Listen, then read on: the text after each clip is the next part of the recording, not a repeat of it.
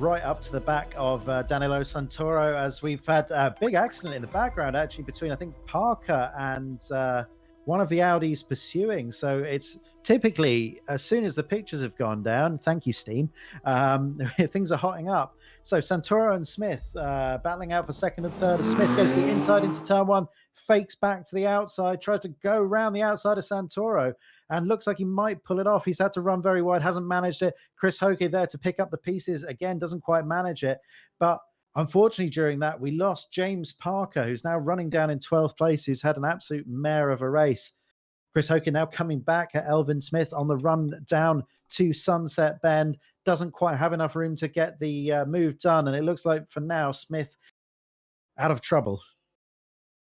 Yeah, absolutely. As we try to bring you back up live, technical difficulties not on our end here have limited our ability for the last few minutes. Thanks for bearing with us and everything as we attempt to bring you live pictures, turning into a radio show for the moment. But thank you again for bearing with us. It was almost a move that almost worked for Chris Hoke, but it didn't quite work. And Elvin Smith has caught second place Danilo Santoro at this time and continues to work on him. It's more than caught. He's swarming him at the moment. Santoro looking the need to go defensive, multiple corners in a row now. This is a question of if not when. Smith makes a look down the inside into the Crocodiles, but it's not going to happen as they run down towards the fast right-hander at Cheetah, all trying to avoid that suspicious sausage curb. It's all okay. You shouldn't say suspicious sausage because it makes people think of something else. Smith makes a mistake into the final corner, and that's going to make Chris Hoke get a better run onto the start-finish straight.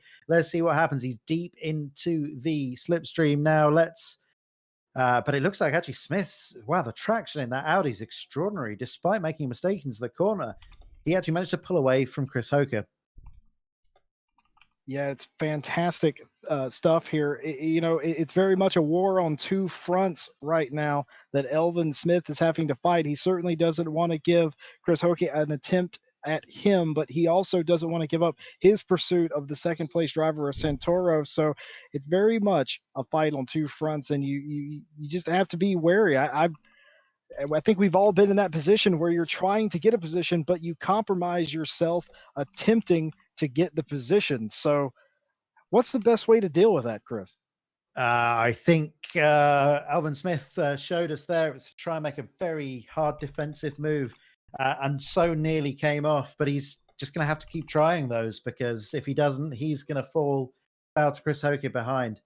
And let's just give you a rundown of the top 10 while we're waiting for pictures to come back. Giovanni De Salvo still running away into the lead. I don't have the split time because they're all going through the sector at the moment. Now it's nearly 7 seconds ahead of his teammate Danilo Santoro in second.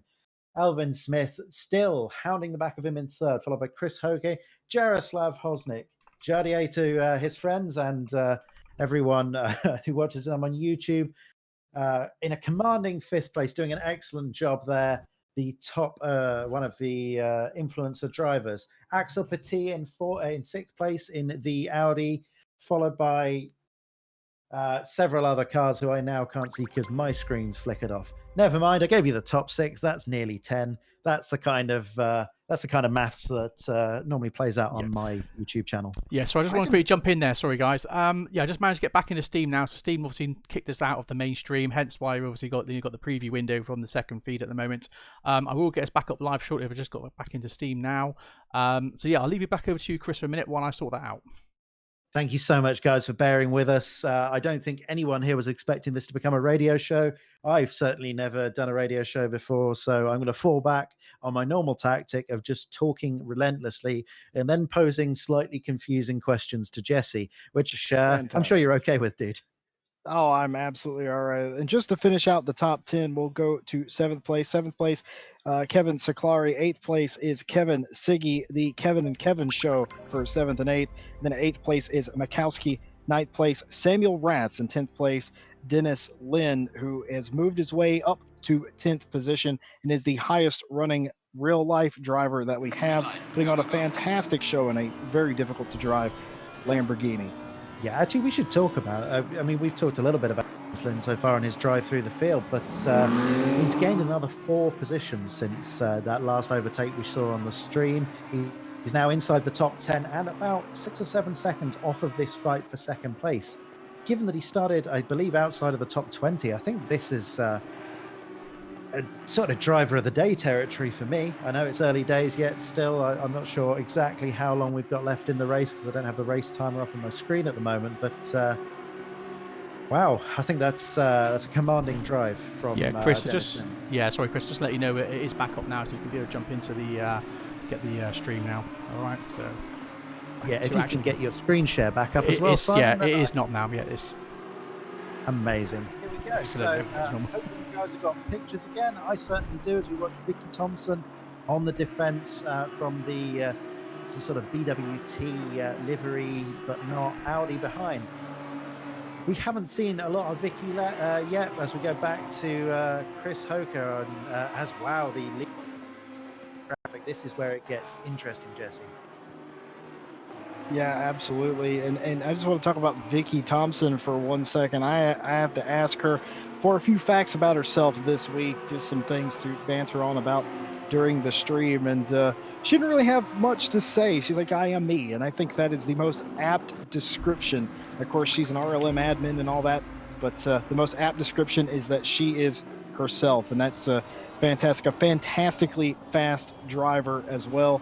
And aspires to be esports driver very soon, and I think she is of the caliber to do so. She certainly drives. So we've got a batter the move. Elvin Smith gets down the inside of Danilo Santoro for second place.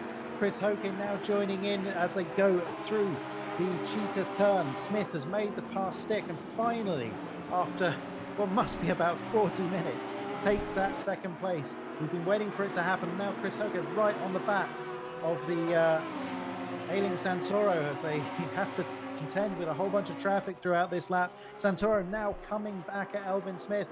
Looks down the inside. Can he brake later? No. Smith braking very late, bringing the car into the apex, navigating 2 of those back markers. Excellent work as these guys cut through. Smith, in fact, getting caught out a little bit through turn 3, unfortunately for him. Wow, lots of stuff going on here. Santoro finally looks like has had to settle for third place. Now starting to look under pressure from Chris Hoker behind as he goes the inside through Sunset Bend. Can he make it stick? He can't this time around. Yeah, these drivers coming through lap traffic now, these top 3 drivers. This is the fight for third between Santoro and Hoki, and it's absolutely everything as a lot of these these back marking drivers are getting out of the way, some of which were probably taken aback by how quickly they got to them, and indeed blue flags everywhere. But 13 minutes left to play. Sorry to interrupt there. The next one they have to pass is Mr. Gitt, who has plenty of experience dealing with large grids with lots of back markers, running the big grid events. Santoro gets past him. Chris Hoker flashes his lights. They go past him. He wisely stays out of the way. Chris Hoker now looking to get past Santoro. This is where last lap he managed to get past, Smith managed to get past him. This was always a case of if, not when. Sorry, when, not if. It's the other way around. That's how it works, Chris. It's been a long day. And, it has for all of us, for sure. it's been quite a hectic battle now. And this pressure cooker up from second place has finally given its reward for us. Jesse, how are you doing? Yes. Oh, man, take a breath. My goodness. This man is so good. I have learned so much in the past hour. Never stop talking. Yeah. That's just fantastic. Elvin Smith finally gets the pass done. We talked about it in the first 5 minutes of the race. We talked about it at the halfway point, and with 13 minutes to go, it happened. Elvin Smith worked his way up into the second position as the battle for third continues. And want to correct myself from an earlier mistake. Kevin Siggy is in the pit lane, it appears, not in 8th place. There's an error on the timing and scoring screen. That is a common issue, but he's not in 8th place. But I can tell you who is in 8th place, and that's Dennis Lynn, who has now worked his way up to an astonishing 8th. Well, at this rate, with 11 minutes to go, we'll see him on the podium, I'm sure. And actually, with some of the some of the mess up front is certainly possible. It's actually worth noting that someone like Lynn, who's just got so much experience of getting through traffic, this is the point in the race where he can really shine. We saw it early on in the race where he was commanding getting through cars right at the beginning, managed to make 5 or 6 places in the first couple of laps. We saw Samir Ibrimi there. Haven't seen a lot of him on the stream, making a little bit of a mistake in that difficult to drive Lamborghini. But yeah, I can see Lynn getting a little bit closer to the sharp end before this plays out. With wow, a little only over 10 minutes to go. This has gone by super quick, Jesse. Yeah, it absolutely has. I mean, they call it a sprint race, and it is because you're trying to bang out Q lap after Q lap after Q lap, and I think these guys and girls have absolutely delivered today on that promise of a fantastic race. I mean, you look at this right now, we're 10 minutes, folks, from the end of this race. Just look at your scoring right there. How many drivers do you count that are within a second of one another? That's Well, I can striking tell you distance. two. Sorry to interrupt. I can tell you two who are is Samuel Ratz and James Parker, who we're watching right now on the main screen. Now, these guys have a little bit of history. I think James Parker was taken out by Samuel Ratz at the SRO Nürburgring event, and that may. Oh dear. It's quite possible that that was the thing that stopped him progressing through to the final. So with Ratz behind him again now. After Parker's had a bit of a terrible race by his own very high standards, someone that I'd tipped to win it, but had just got caught up in a couple of little incidents and has found himself down in 12th place. 11th place, I should say. Probably not where he expected to be, Jesse. Are you telling me that Rats isn't on Parker's Christmas card list? I mean, I don't know for sure, but I suspect there's not a lot of love lost there. And Rat's now looking very much like he has the pace. I talked about this before, how the Porsche can become a bit difficult as the fuel burns off, and with 9 minutes left to go, there's probably not a lot of fuel left in those cars. So, in fact, as I say that, Danilo Santoro now looking like he might be able to make his way back past Smith, taking a later entry into the corner and getting that really well hooked up. That Porsche looking particularly good, unlike the one Parker's driving at the moment. So we're not done here in this battle for second place yet. Oh, it wasn't that easy. You didn't think it was going to be that easy, did you, Chris? You didn't think he was going to make one pass and he was going to drive away, did you? That would be unbecoming of these esports pros. Very true, but I was kind of hoping that we'd see Smith make a dent in the lead, and we'd have a bit of hype for a change of the lead in the last 8 minutes. But it looks like perhaps that's not going to happen, as DeSalvo now has a 10.5 second lead over Smith and his teammate Santoro. It's hard to see, other than a mistake which DeSalvo hasn't yet made, anything changing that with 8 minutes to go. So it very much is this battle for second now through 9th place or so, as Lynn's got a little bit of time to make up to get back onto that pack still. But yeah, we should give a shout out to Jardier, who's just half a second now behind Chris Hoka even. God, I'm losing the ability to speak now. It's been so exciting that I've forgotten how to say names. Chris is a difficult one. Yes, yeah, absolutely. No, I totally understand, Chris. Yeah, I mean, especially when we start to do our 6-hour events, and that obviously we've got a 12-hour event coming up on the 18th of April. You know, I mean, yeah, we're going to be obviously commentating and live streaming that whole 12 hours. So hopefully we don't have the same problem we just had today. I mean, it's the first time we've had that since we've been streaming.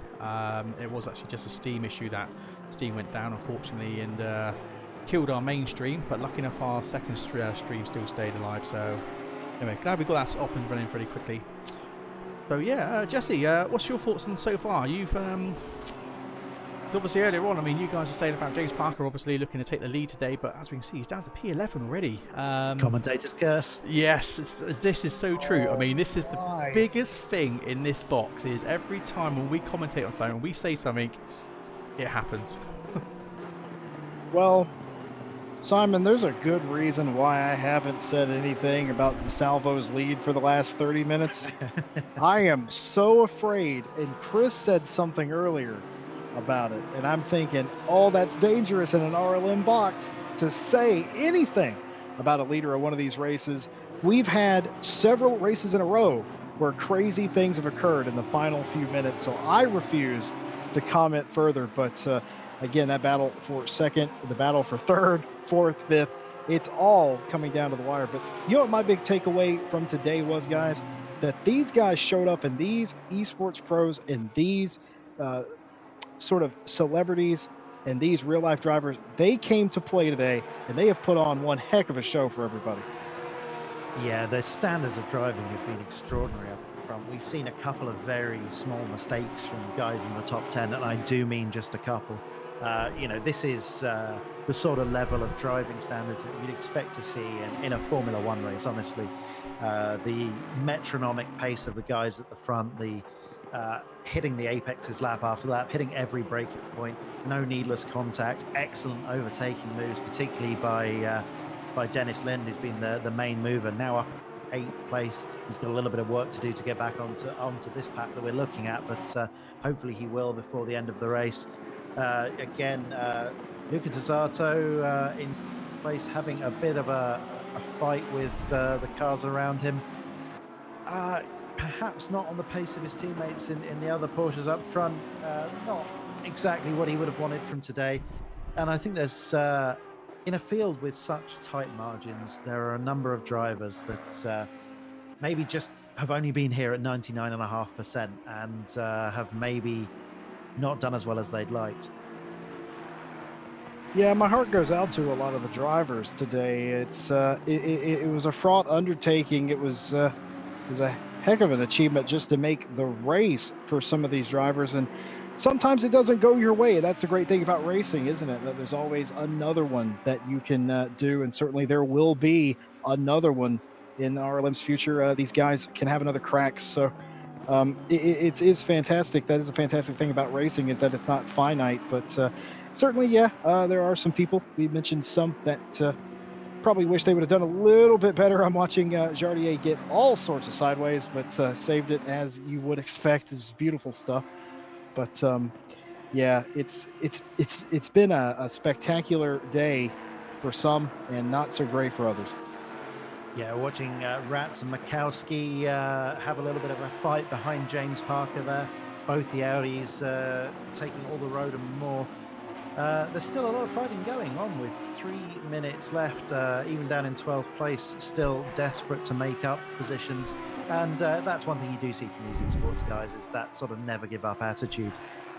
Looking back down the field, there are all sorts of battles. We were just watching David Perel and Davide Brivio from Kunos having a little bit of a fight for 25th place. Lots of battles all the way throughout the field, and I think that's a mark of a good race. As we watch Matt Samuel now just catching up with Aris from Kunos. In front of him, we've got Josh Martin as well. Lots of battles going on. Josh Martin in the lone left, a brave choice to take. I'm not sure how much work Josh has been doing in Assetto Corsa Competizione recently. They race in lots of different sims at Teams Rustmaster, and I know he does a lot of other stuff in the esports world as well. But it's nice to see him repping the Lexus as Enslin takes a very late move down into the final corner and somehow gets great traction as well. Looks like going to have a run on the inside down into turn 1. Josh Martin goes defensive on the inside, and I think this is a nice calm bit of driving from both drivers. Ensign tries to run around the outside of turn 1, but there's going to be no room there. If Josh Martin runs him wide, which he does, that's brought Aris right into play here in the Nissan GTR. Be nice to see him get mixing up in some battles. He's a very nice, calm man most of the time. Gets a little bit of a mistake there as well, which brings the Matt Samuel in the Aston Martin into contention behind him. Samuel on the inside down into Sunset Bend, but that's not going to happen. It's a very brave move, and you have to really be alongside early to make that happen, or you're both ending up in the barrier on the outside. Aris safe for now. Yeah, I mean, this is the thing of our races, you know, every time, without a shadow of a doubt, usually the sort of last 10-20 minutes of the race are just absolutely epic battles everywhere. I mean, this is why we have the dual feed cameras, just to, in case there are battles going on, you know, simultaneously, we can obviously put them both on the screen at the same time, so you can obviously pick which one you want to watch. But still, yeah, 1 minute 24 seconds left of the race. So Yeah, I'm yeah, going to have to keep an eye on that race time, or the race is just going to finish while I'm talking about something else. And that's something else right now. Josh Martin coming under a pressure again from the Audi. Audi goes round the outside into the Crocodiles. It's a long way round out there. He's not going to make it happen. Gets a huge amount of oversteer and is going to have to be defensive. The Audi on the inside in. Oh no! Oh, trying to avoid that sausage curb on the inside at Cheetah and just barrels into the inside of Martin. That's an unfortunate thing to see with just one lap to go. Looks like he's actually handed the place back to Martin, which is a nice piece of sportsmanship, but probably a precious little compensation with this little time left to go. As we see Giovanni De Salvo on the final lap of the race now. Yeah, it's really crazy stuff. Absolutely crazy. So again, yeah, obviously, we've got so many battles materializing right now. So P22 at the moment, only a few tenths off each other. Looking a bit further down the list, P8, P9 still looks like they're about 4 tenths between each other. And we've got a battle at the moment for P2 with Santoro and Smith. So yeah, that battle's just not going to stop. They're going to keep going after the checkered flag. It's going to be first one to get out of the car in the pit lane. That's where that's going to be. See Santoro all over the grass, trying to take every bit of the road and more to make his way back past Elvin Smith, who took the place from him about 10 minutes ago after what it can only be called a race-long battle for second place between these two guys. Epic stuff between these two. Absolutely. So race timer has finished now, so leader should be on the final lap. Yeah, Giovanni De Salvo started his lap quite a while ago. I think we're very close to seeing him coming through to the finish line, actually, as we see the battle for second place running up the hill to the hairpin at the top. They're going to run back down through Mineshaft, down through Crocodiles, Cheetah, and then into the final corner and across the start-finish line. We've got about a third of a lap to go now. Thank you so much for joining us for the 2020 Redline Motorsport 1 hour of Kyalami, and for bearing with us through the little technical hitch earlier. This has been a fantastic race to commentate on, but it's been even better for Giovanni De Salvo, who hasn't put a foot wrong. He dominated practice, qualifying, and the race, and finishes nearly 12 seconds ahead of the rest of the pack. Extraordinary stuff. Absolutely amazing. So yeah, congratulations to the pole winner there. Following up is Elvin Smith, who just about manages to keep Santoro and Chris Hoker behind him. Jaroslav Hosnik, Jardier brings it home in fifth to win the influencers battle there. Fantastic race from him. Really seemed to have the pace to mix it with the front guys. Rounding out the rest of the leading group there is Axel Petit, the SRO Esport driver in the Audi as well. So your top six is De Salvo, Smith, Santoro, Chris Hoker, Jardier, and Axel Petit. What a race, guys. Yeah, still going, yeah. It's just as the smears just about to come over the line as well. Yeah, I mean, this is pretty much, the red line races we get all the time. I mean, as Jesse can verify, without a shadow of doubt, we always seem to put on a show, with our regular drivers here at Redline Motorsport. But that said, yeah, obviously I need to say, absolutely massive thank you to Chris, obviously coming here to obviously commentate today. It is a big shame that obviously Scott Mansell couldn't be here as well. But I think you've done an absolute smashing job with the commentating today, mate. To be honest, if I wasn't here, I'd have just been muttering to myself anyway without a microphone in. Better to channel it out into the world, and hopefully someone can get some use out of it. But as you can see, the field did spread out there a little bit towards the end, with only about 17 cars in the lead minute. Mitch Bonka being just right on the outside of that minute there. We mentioned him earlier. Dan Suzuki just ahead of him. We didn't see much of him on stream, a well-known streamer, and didn't really get to see a lot of him. I think he probably had quite a quiet race. We were concentrating very much on that battle for sort of 6th to 10th place. Sorry, 2nd to 10th place, I should say. Oh, I've lost plot of numbers again. Where did the real question is, what happened to Dennis Lind at the end there? He's not appearing on my. That's a good point. Someone's just put in chat there, say it looks like he might have run out of fuel or something for the last lap.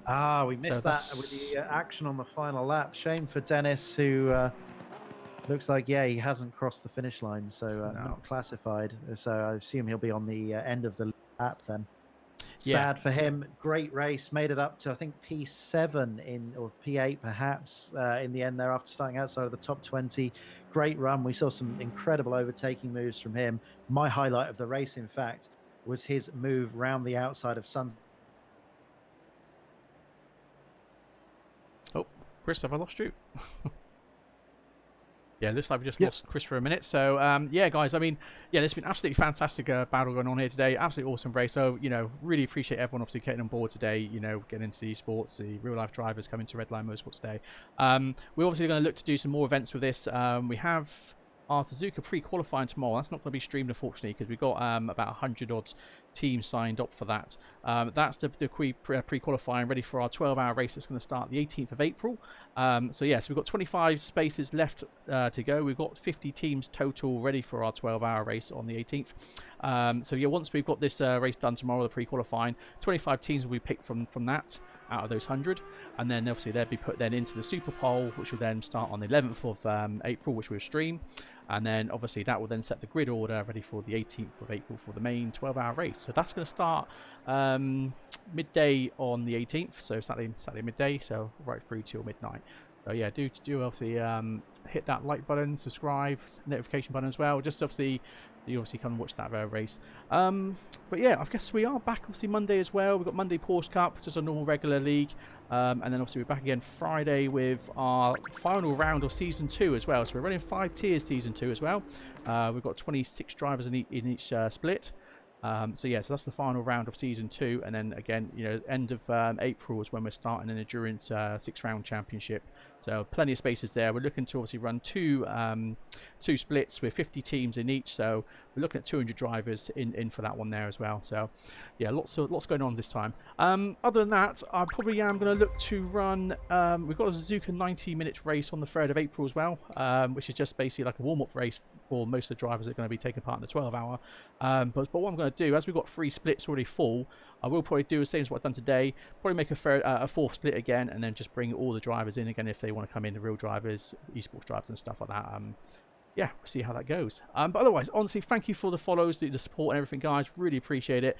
Obviously, thanks to Chris Hay again for obviously coming here to obviously commentate the race, and obviously Jesse as well. And yeah, we'll see you again soon. So yeah, thank you, Jesse. Yeah, absolutely. It's a pleasure, as always. Yeah, and it's been a wonderful experience. My first time with RLM, and the first commentary job on ACC of the year for me as well, which is nice. Always nice to commentate on this sim because, well, I just like the way it looks, if nothing else. Yeah, to be honest, I think what they're doing with ACC at the moment, you know, is shaping up to be an absolute amazing sim. You know, like I said, you know, do 12-hour races. Obviously in April, we've got obviously looking to do a 24-hour Spa race in Q3 this year as well. So yeah, we're literally going you know, full on with this sim. So, right. So yeah. Anyway, thanks a lot again, guys, and again, thank you, Chris. Been absolutely awesome, amazing commentary there. No, my pleasure, man. Does that mean we'll wrap up this broadcast? Yes, we will do. Yeah. Well, thank you everyone for sticking around then, and thank you particularly for anyone who stuck around during the picture failure where Steam disappeared. I could tell from myself on my own computer that Steam kept reconnecting and disconnecting my second machine, so we were having all sorts of issues with that service. So thank you so much to everyone that tuned in and watched, and in particular those that stuck with it while Jesse and I decided to do our best impression of some radio commentating. Absolutely, yeah. So yeah, thank you very much and good night.